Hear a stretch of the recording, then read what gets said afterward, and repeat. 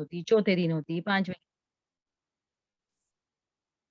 तो दूसरे दिन की जो गाँठ है, वो भी पड़ जाती है। उसी तरह से तीसरे दिन की कथा, चौथे दिन की कथा, ऐसी कथाएँ समाप्त होती जाती है उस दिन की। अब 7वें दिन की कथा भी समाप्त होती है। जब 7वें दिन की कथा समाप्त होती है, तो उस बाँस में से जो प्रेत योनि में थे, वो महापुरुष की तरह बाहर आते हैं, धुंधकारी जी, और उनको देखकर इतना विशेष लगता है, उनका जो स्वरूप होता है, एक महापुरुष की तरह वो दिखते हैं। और सामने से ही वहाँ पर ठाकुर जी के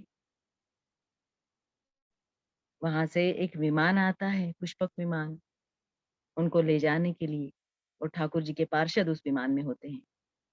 अब यहाँ पर जो है गोकर्ण जी उसको रोकते हैं, उनको रोकते हैं, कहते हैं कि अभी आप जिनको लेके जा रहे हो, जिनके लिए पुष्पक विमान आया है, वो आपने भेजा है धुंधकारी जी के लिए।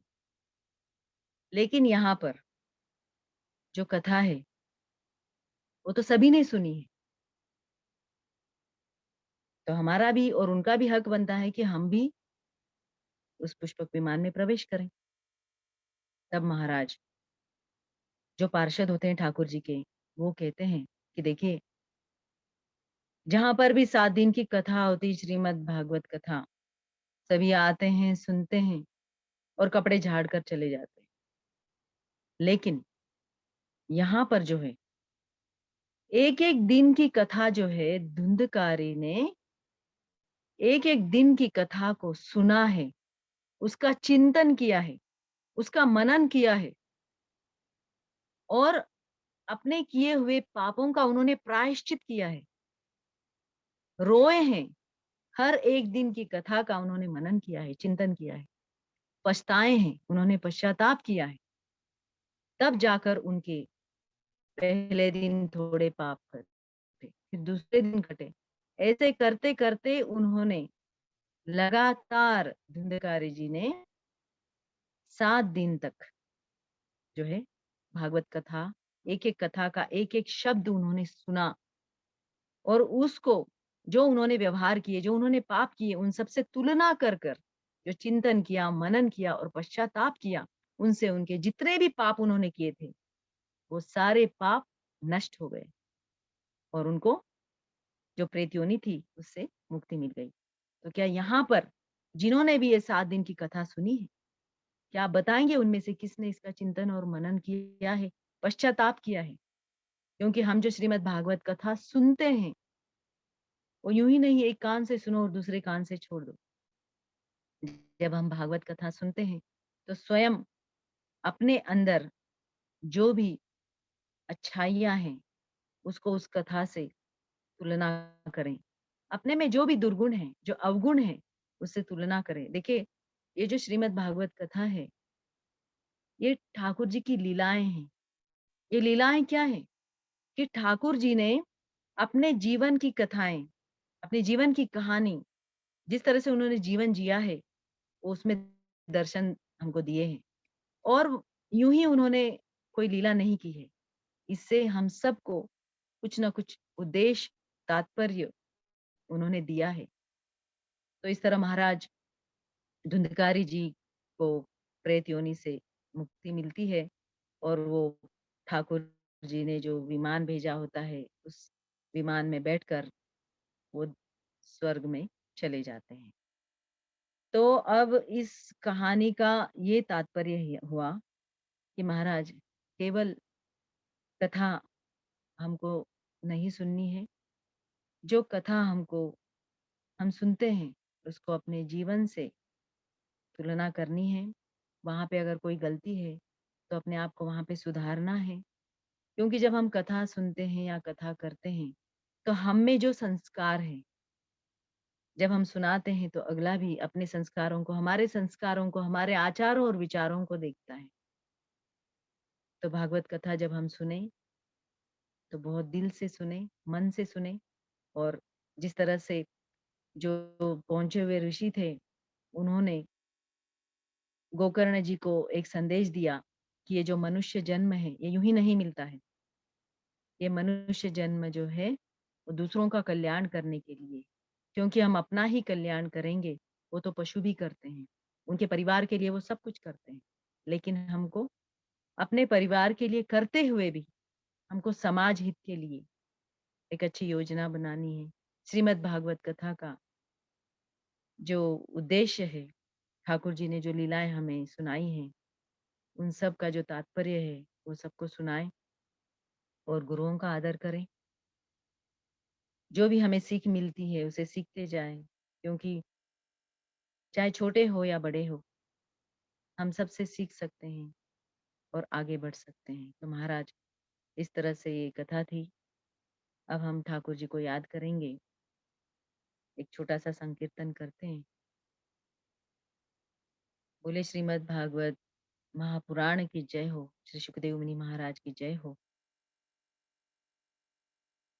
गोविंद बोलो, हरि गोपाल बोलो, गोविंद बोलो, हरि गोपाल बोलो, गोविंद बोलो, हरि गोपाल बोलो, गोविंद बोलो, हरि गोपाल बोलो, गोविंद बोलो, हरि गोपाल बोलो, श्री राधा रमण हरि गोविंद बोलो, श्री राधा रमण हरि गोपाल बोलो, गोविंद बोलो, हरि गोपाल बोलो, गोविंद बोलो, हरि गोपाल बोलो, श्री राधा रमण हरि गोविंद बोलो, श्री राधा रमण हरि गोविंद बोलो।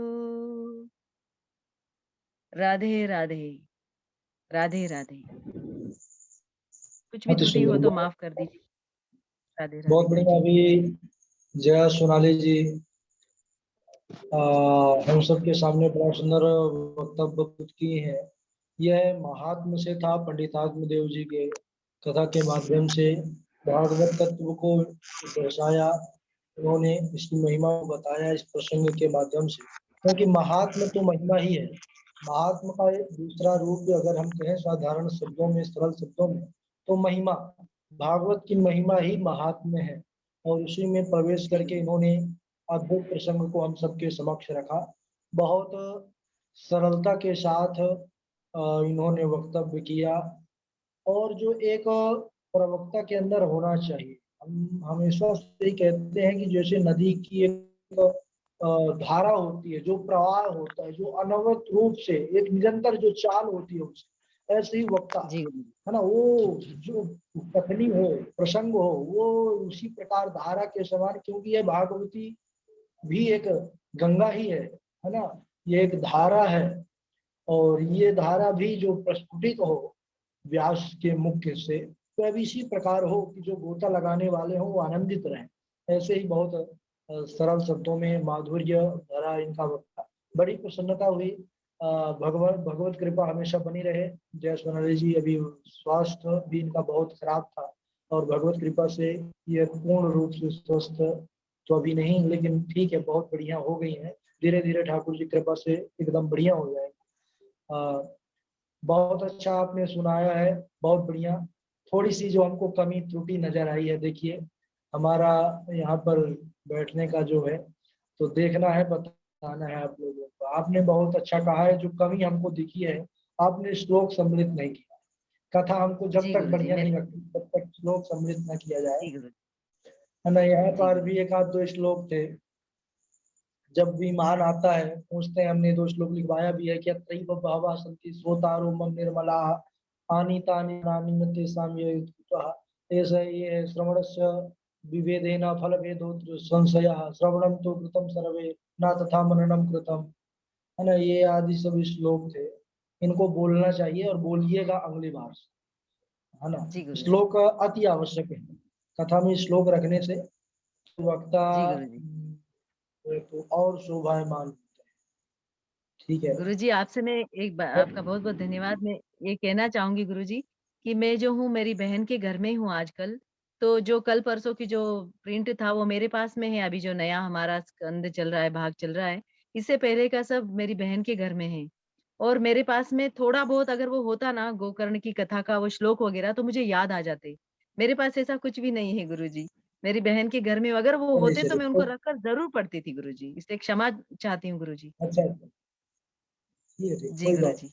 आपने बहुत अच्छी बात राधे सुनाया है, इसलिए हम बहुत प्रसन्न हैं। और राधे डायरी राधे। आपके पास कुछ नहीं था जैसा कि आपने बताया, तो चलिए कोई जी, बात नहीं।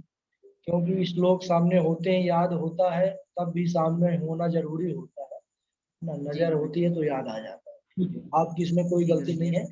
अगली बार से थोड़ा सा किताब ना हो तो आप हमको एक बार बता दिया कर भेज दिया करेंगे, ठीक है ना।